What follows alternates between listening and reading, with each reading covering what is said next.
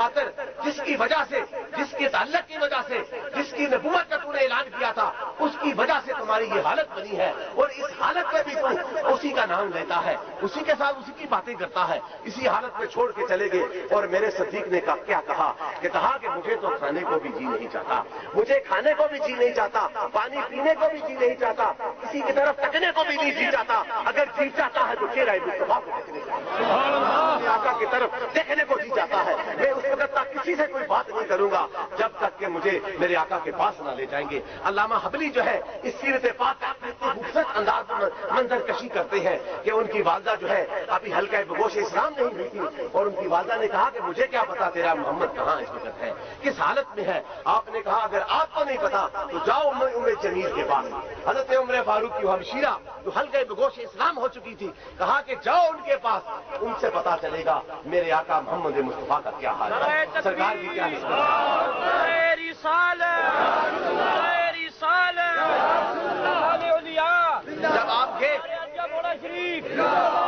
جب آپ گئے اس کے پاس اور آپ کی والدہ گئیں، انہوں نے کہا کہ میرا بیٹا جو ہے زخمی ہے، نہ وہ کھاتا ہے، نہ پیتا ہے، نہ دیکھتا ہے، لبوں سے یہی کہتا ہے کہ میرے محمد مصطفیٰ کہاں ہے، آپ آؤ تم بتاؤ۔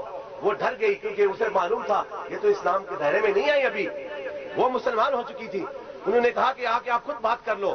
جب وہ آئی، علامہ حبلی یہ کہتے ہیں کہ جب وہ سامنے کھڑے تھے تو انہوں نے کہا کہ میرے مصطفیٰ کا کیا حال ہے۔ سیدنا صدیق اکبر نے پوچھا تو عمر جمیل نے کہا کہ آپ کی والدہ بھی ساتھ کھڑی ہے، تو کہا کہ میری والدہ کا پرواہ نہ کرو، مجھے بتاؤ کہ میرے آقا کا کیا حال ہے، وہ کس حال میں ہے اس وقت۔ انہوں نے کہا کہ وہ تو دارۂ ارقم میں اپنے غلاموں کے ساتھ آپ نے کہا کہ پھر مجھے ان کے پاس لے جاؤ۔ جب آپ کو گندوں کے ساتھ سہارا دے کر دارۂ ارقم میں لے کر کے دیکھا کہ سرکار اپنے غلاموں کے جرمٹ میں بیٹھے ہوئے ہیں، اور میرے آقا نے اپنی مبارک نگاہ کو اٹھایا تو نگاہ جو ہے صدیق اکبر کے چہرے پہ پڑی۔ دیکھیں کہ کتنا خوبصورت منظر تھا۔ علامہ حلبی کہتے ہیں کہ وہاں سے سرکار مدینہ اپنی مسجد مبارک سے اٹھے، دیکھیں کتنی عظمت مل رہی ہے، اس غلام کو یہ عظمت دے رہے ہیں۔ وہ کون دے رہے ہیں؟ تو دو جہانوں کا والی ہے، وہ عظمت دے رہا ہے کہ آپ کھڑے ہو جاتے ہیں اور آپ حضرت ابوبکر صدیق کی طرف جھک جاتے ہیں، اور سید ابوبکر صدیق آپ کی طرف جھک جاتے ہیں، آپ کے قدموں میں گر جاتے ہیں، لیکن سرکار انہیں اپنے سینے سے لگا کر اپنے آپ کے چہروں پہ بوسہ دیتے ہیں، آپ کے چہرہ مبارک پہ بوسہ دیتے ہیں۔ یہ ساری محبتیں صدیق کو کیسے ملی میرے دوستوں کہ انہوں نے اپنی جان کی پرواہ نہ کی، اپنے مال کی پرواہ نہ کی، اگر پرواہ کی تو سرکار کی محبت کی پرواہ کی ہے، سرکار کے ساتھ محبت کی ادا کی پرواہ کی ہے۔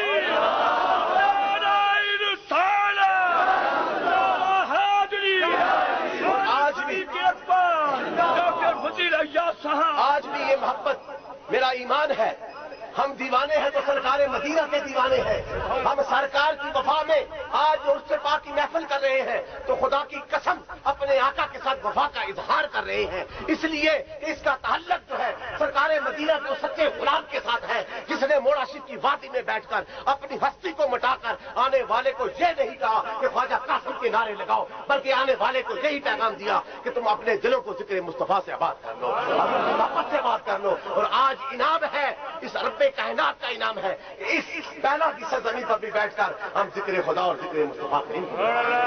یہ سارا پیغام ملتا ہے تو نسبت سے ملتا ہے، نسبت ہی سے وفا ہوتی ہے، اور نسبت میں اگر صدق آ جائے، نسبت میں اگر وفا آ جائے تو یہ فیضان ہمیشہ جاری و ساری رہتا ہے۔ اور یہی وفا ہے میرے دوستوں، جو عقیدہ سیدنا صدیق اکبر کا تھا، جو عقیدہ عثمان غنی کا تھا، جو عقیدہ عمر فاروق کا تھا، جو عقیدہ حضرت علی شیر خدا کا تھا، آج وہی عقیدہ جو ہے صوفیاء کرام کا عقیدہ ہے، وہی اہل اللہ کا عقیدہ ہے۔ آؤ میں تمہیں بتاتا ہوں، یہ محبت کی بات لے کر چلا ہوں، سیدنا ابوبکر صدیق کا عقیدہ تو میں نے بتا دیا ہے، آؤ اس جلیل القدر صحابی کا عقیدہ بتاتا ہوں۔ حضرت عائشہ سے روایت ہے کہ جب میرے آقا کا اس دنیا سے پردہ ہوا، آپ صرف ایک جگہ سے دوسری جگہ تشریف لے گئے، ہمارا تو یہی ایمان ہے، آپ بھی یہاں پہ پہلا میں بیٹھ کر یہ درود پڑھتے ہیں، یہ جو ذکر کرتے ہیں خدا کی قسم یہاں سے مدینہ پاک جاتا بھی ہے اور واپس بھی آتا ہے، یہ میرا ایمان ہے۔ اس میں میں حدیث بیان کروں تو آدھا گھنٹہ میں حدیثیں بیان کر سکتا ہوں، لیکن یہ مختصر لمحے ہے، صرف عاشقوں کو آرگومنٹ کی ضرورت نہیں ہوتی،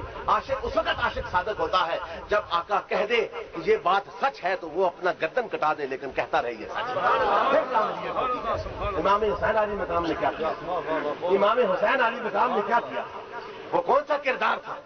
انہوں نے کون سا پیغام ہمیں دیا تھا؟ انہوں نے کون سی محبت کا درس ہمیں دیا تھا؟ وہی میں پیغام دیا تھا جس پیغام کی ابتدا میرے آقا سرکار مدینہ نے کی تھی. اور میں تو اکثر اس لیے اس طرح کہتا ہوں، امام حسین علی مقام ہمیشہ حق پہ تھے، کیوں نہ حق پہ رہتے، وہ حق پہ رہتے.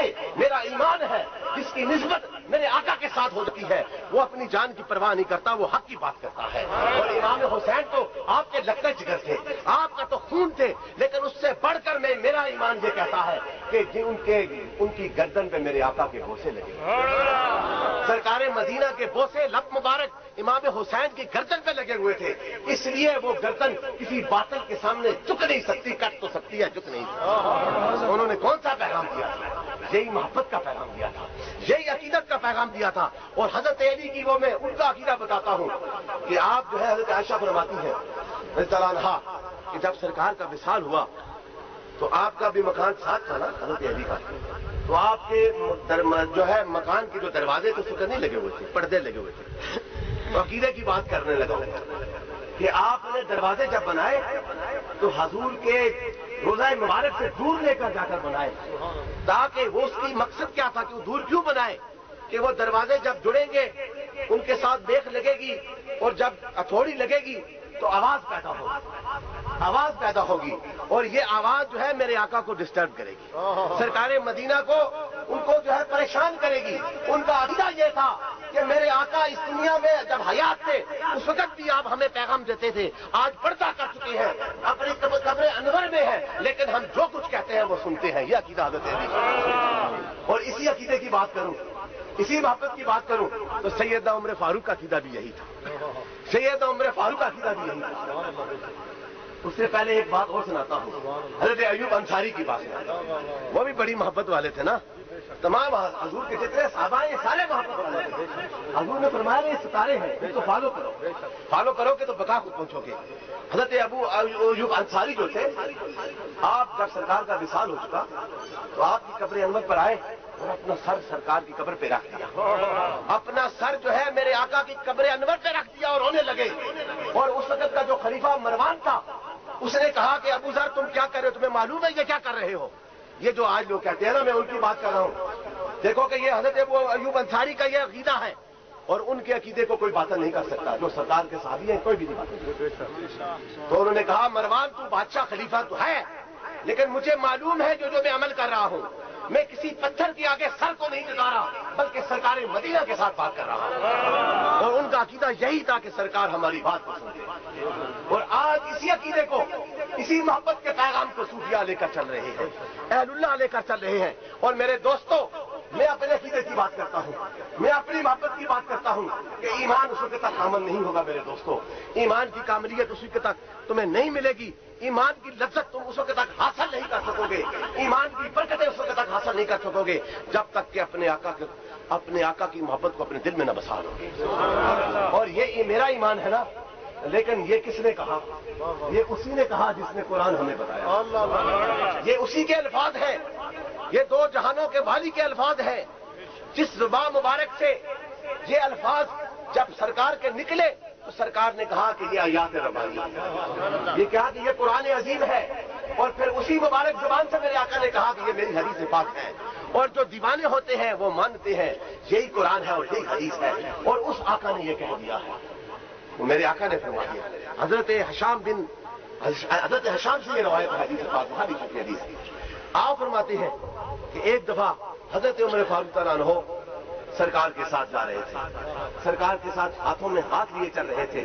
اور میرے آقا عقیدے کی بات کر رہا ہوں، عقیدے کی بات کہ سرکار کو نے بات کی، اے عمر تمہیں مجھ سے کتنی محبت ہے، تمہیں مجھ سے کتنی محبت ہے، کتنی عقیدت ہے. کہا یا رسول اللہ مجھے آپ سے سب چیزوں سے بے انتہا محبت ہے، سب سے زیادہ آپ سے محبت ہے.